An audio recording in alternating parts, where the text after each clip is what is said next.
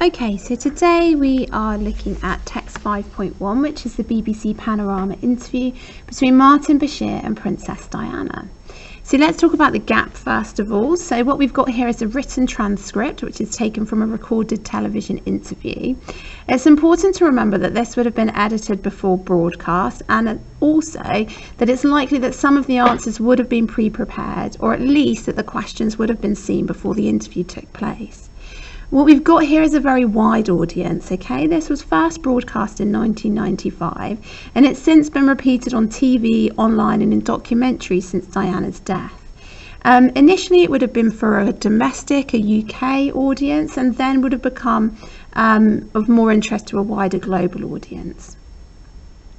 Specifically, people who might have wanted to tune into it would have been those with an interest in current affairs, these with an interest in the royal family, fans and followers of Diana.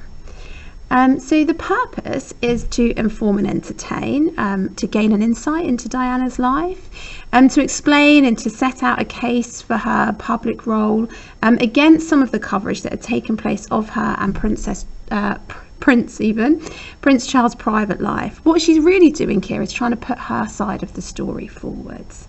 So what we need to be aware of is that this is an extract of the entire interview that takes place.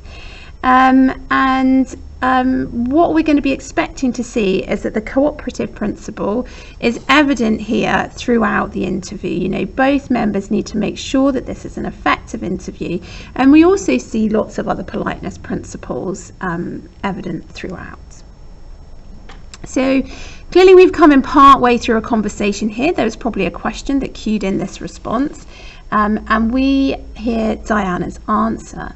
So she says, I think the British people need someone in public life to give affection, to make them feel important, to support them, to give them light in their dark tunnels.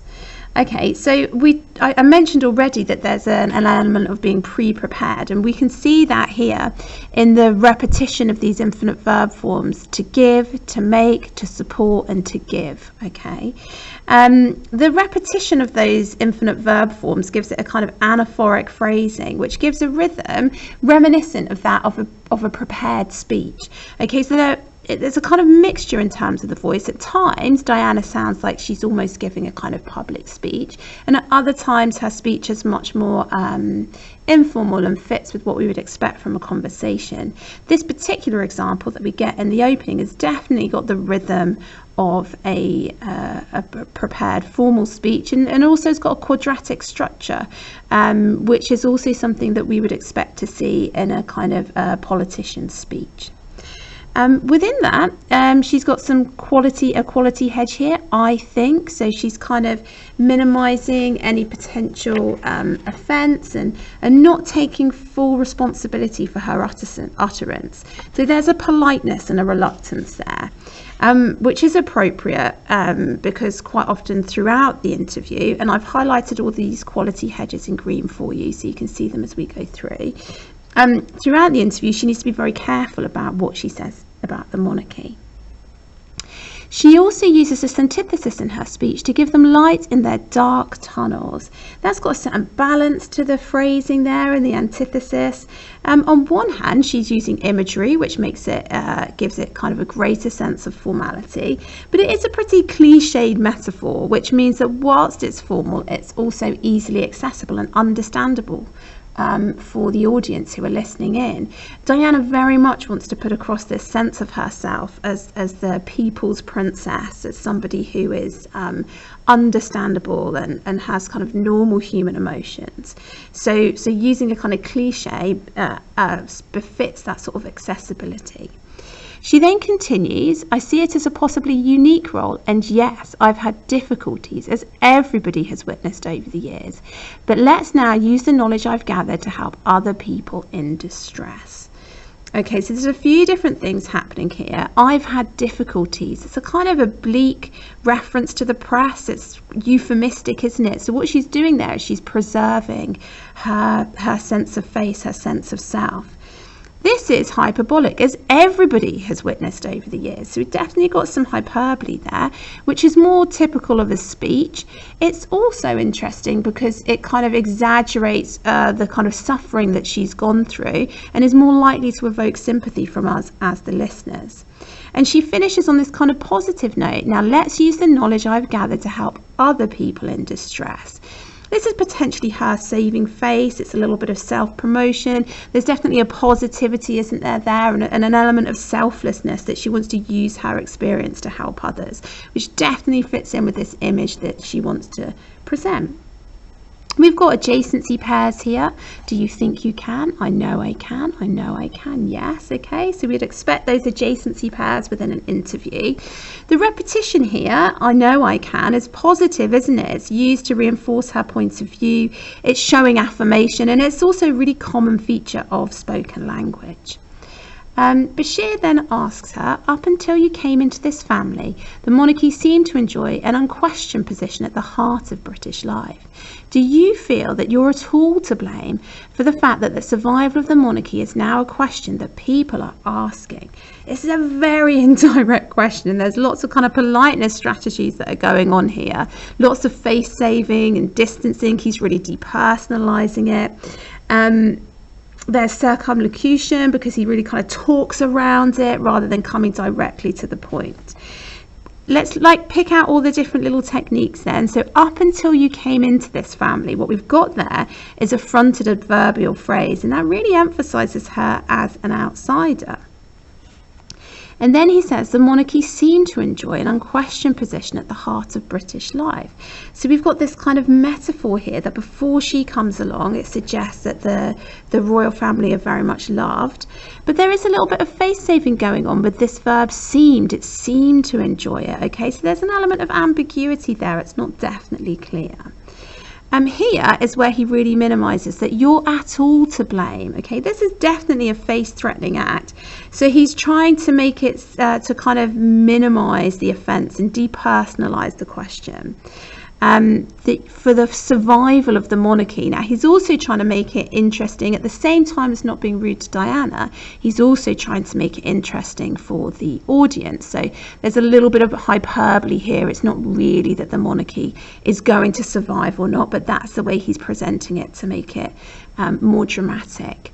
And that's now a question that people, well, who are these people? Okay, this is a theme that goes throughout it as well, that it's generalized. Perhaps the people are the media, and that generalization definitely takes away some of the blame and makes it more impersonal.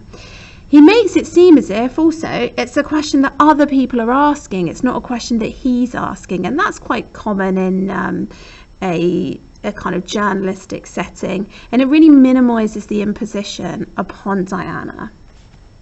Okay, let's move down a little bit there.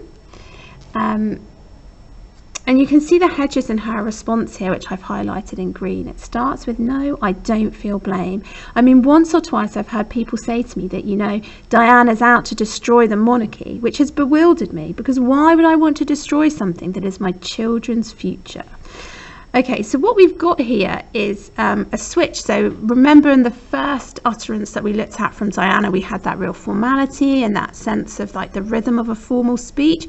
Here, it's become much more informal. I mean, you know, okay? And so that's just a kind of spoken language convention, switching from the formal to the informal. And it also really kind of befits the tone of this interview overall. She then uses direct speech. Diana's out to destroy the monarchy. Well, we don't know quite who's saying this little bit of direct speech here.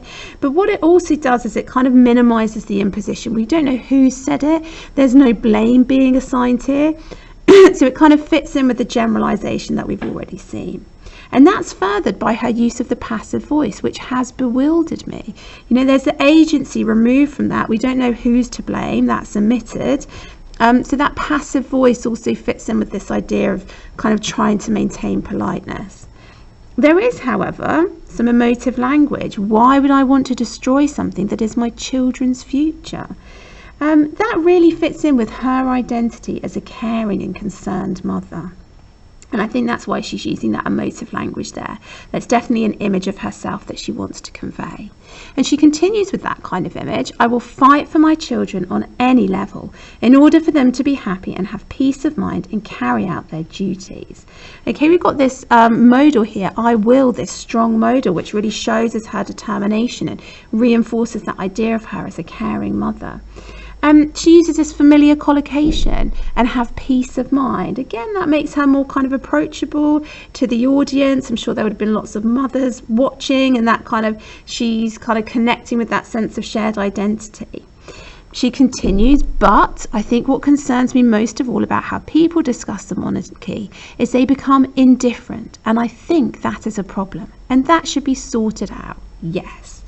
Okay, we've got this fronted conjunction here, but, which is another feature of kind of spoken language and is informal, so that's to be expected. It's also subordinating, so it's suggesting kind of disagreement, and she hedges that then, but I think, okay, so while she's disagreeing, she's also trying to maintain that politeness and not accuse anybody of anything. And that's furthered with the second quality hedge that we've got here. Oh, and another one, look, that I haven't highlighted, I think.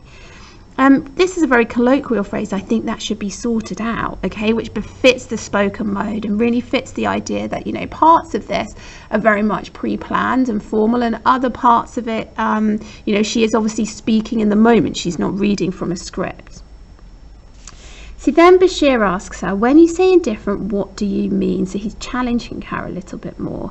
And she replies, they don't care. People don't care anymore. They've been so force-fed with marital problems, whatever, that they're fed up. I'm fed up of reading about it. I'm in it. So God knows what people out there must think. Okay, so there's lots of repetition here. We've got the repetition of not caring. I don't care. People don't care. We've got this tricolon repetition, whatever. And then we've also got they're fed up. I'm fed up.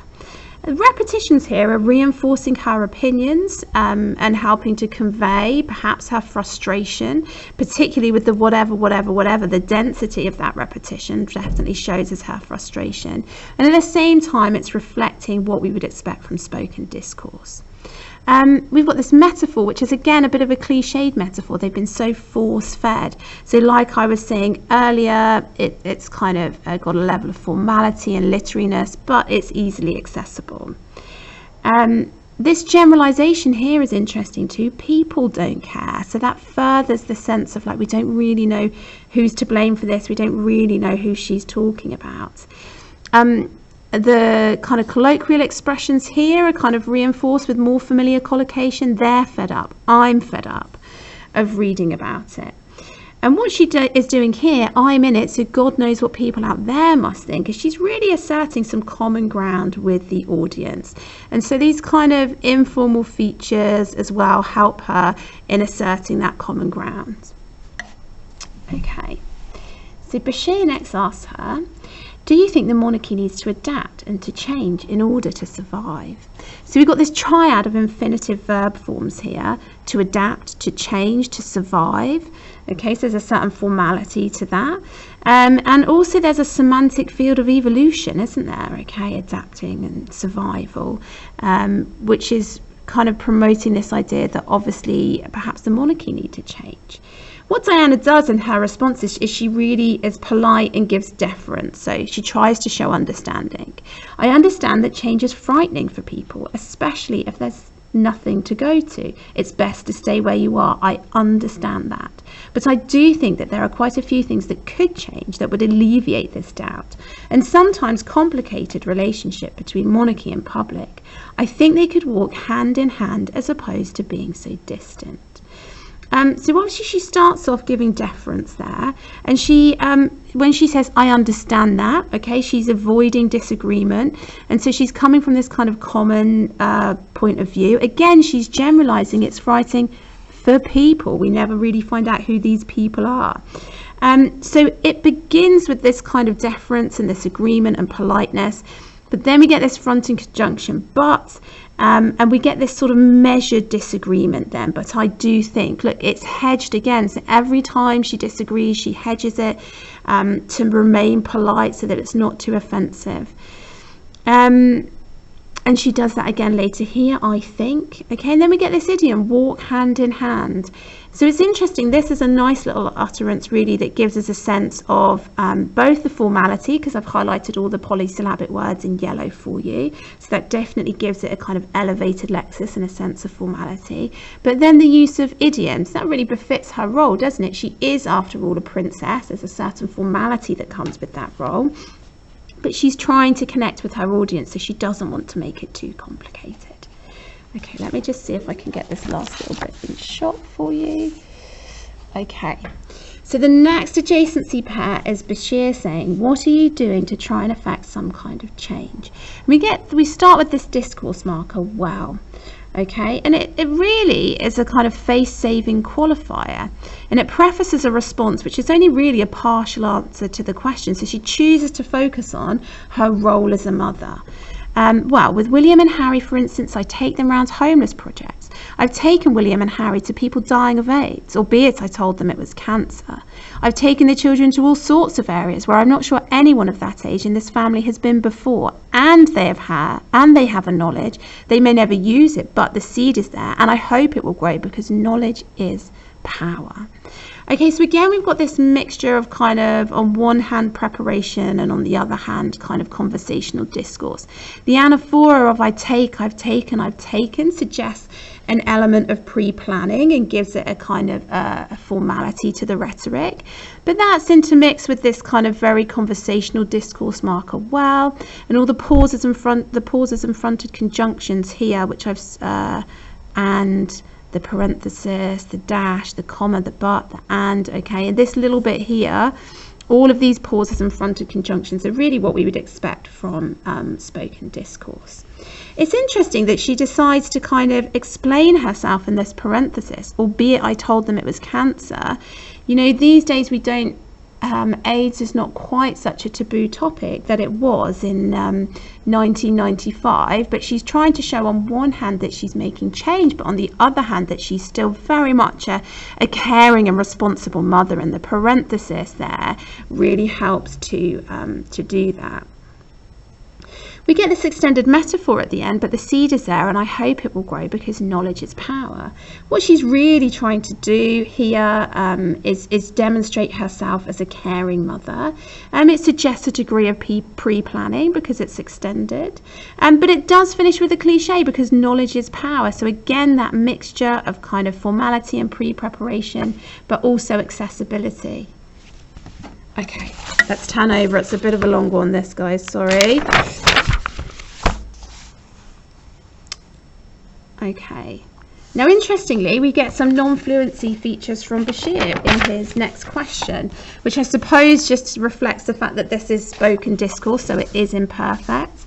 What are you hoping that experience for your children, what impact that experience will have on your children? Okay, and Diana answers with this very formal response. So, I want them to have an understanding of people's emotions, people's insecurities, people's distress, people's hopes and dreams. So we've got this quadratic structure here, haven't we? We've got the 4 different elements that she describes, and that's definitely a rhetorical technique that we would expect in more formal speeches. We've also got this parallel phrasing, people's, which gives it another layer of formality. And finally, highlighted in green, we've got all of these abstract nouns, and they're all very elevated concepts. Okay, so she's really having this level of formality, and also trying to present herself as this kind of like emotional person who really understands people. Bashir next asks, what kind of monarchy do you anticipate? Which is a strange verb choice, but I think that awkward verb choice really comes from the idea that he's presenting this in a formal way, because of course she is a princess. And Diana replies, I would like a monarchy that has more contact with its people, and I don't mean by riding around bicycles and things like that, but just having a more in-depth understanding. And she has to qualify this now, and I don't see that as a criticism to the present monarchy. Okay, so she's using that kind of politeness here to really avoid disagreeing with the monarchy and countering the idea, you know, there was an idea at the time in the 90s that she was too critical of the monarchy, so she's really trying to kind of counter that idea too. And she continues, I just see that as what I see and hear and feel on a daily basis and the role I have chosen for myself. So we get this triad of the senses here, don't we? And that reinforces the idea again of her as this kind of caring, empathetic person. Now we get a bit of a shift in topic here, and it definitely becomes more face-threatening in this section as they come on to discuss the marriage. Okay, so Bashir says there's a lot of discussion. So notice how he generalizes it at the moment about how matters. You've got that euphemism. So whilst he is really trying to ask her about this threatening element, he's trying to do it in a way which is respectful. Between yourself and the Prince of Wales will be resolved. There's even a suggestion of a divorce between you. What are your thoughts about that? Okay, so he definitely saves her face by framing the questions politely. And look at the way that he qualifies it here. There's even the suggestion of a divorce. So again, trying to be polite. Diana's very clear. I don't want a divorce, but obviously we need clarity on a situation that has been of enormous discussion over the last 3 years in particular. So all I say to that is I await my husband's decision of which way we are all going to go. Now there's evasion here, a litotes, okay? She's being polite, but she really does emphasize her powerlessness, that, it's all up to her husband. This bit here, so all I say, she's really trying to minimize her responsibility and her role in this. And the way that she refers to Charles as her husband, okay, that she doesn't name him, so that gives it an element of formality. However, she does call him my husband, so there's that possessive pronoun there, which fits with the idea that she doesn't want a divorce, she wants to remain married. In terms of kind of politeness, there's this kind of euphemistic metaphor, we are all going to go, that's referring to, are they going to get divorced? So she's trying to keep it in quite generalized terms. Obviously, she feels really uncomfortable talking about this topic. Now, Bashir, through this next section of the interview, is being much more direct. If you wish a divorce to go through, would you accept that? So this is where it definitely becomes more threatening to her face. I would obviously discuss it with him, but up to date, neither of us has discussed this subject. Okay, so that whole section there is kind of circumlocution, and this subject is another bit of euphemism, so 2 ways really in which she avoids talking about the topic. However, then she uses this hyperbole, so though the rest of the world seems to have. That's for effect, really. It shows her dismay at the way the rest of the world's behaved, and potentially also tries to evoke some sympathy from the audience. Now, what's interesting to note in this section here is how much shorter the responses become as the questions become more direct. I mean, potentially there's even a breaking of the maximum quantity here, because in an interview we would definitely expect the interviewee to give longer responses than the interviewer. And all of this really shows her discomfort. This bit's particularly interesting, where she answers a question with a question. I mean, Bashir's trying to keep it polite. Wouldn't that resolve matters by using a euphemism?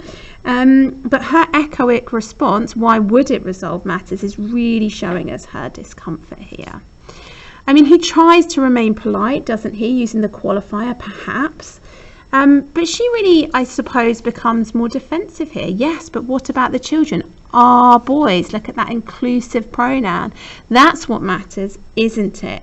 Okay, and the tag question's an interesting one. It's obviously rhetorical, so it definitely expresses doubt and pessimism. She's not really sure that the boys will be what matters. She obviously has this kind of concern that they will end up getting divorced. Then she makes it clear that she doesn't think she'll be queen, and the ending is also interesting linguistically in terms of what's happening. So we get this, sorry, I haven't written this down. Okay, so we get this triad here. Okay, I'd like to be a queen of people's hearts, in people's hearts, but I don't see myself being queen of this country. Okay, this is really the rhetoric of speeches. Fitting in with that, obviously, being the queen of people's hearts is a metaphor too, so that fits in with that kind of elevated rhetoric. But we've got another hedge here, haven't we? I don't think. So she's still kind of not taking full responsibility for this idea. I don't think many people will want me to be queen. Well, actually, that suggests a lack of confidence, doesn't it? And look, that generalization in many people is continuing here as well. And then she uses this adverbial. Actually, we get that adverbial for clarity. When I say many people, I mean the establishment that I'm married into. Look, it's the establishment. It's still depersonalized because they have made it clear that I'm a non-starter. So again, there's deliberate circumlocution here happening in the way that she talks all around the subject. It's depersonalized, isn't it, when she uses the pronoun they, but we are still clear that we're talking about the Queen, we're talking about Philip, and we're talking about Charles. So while she is evasive, everybody still understands what she means.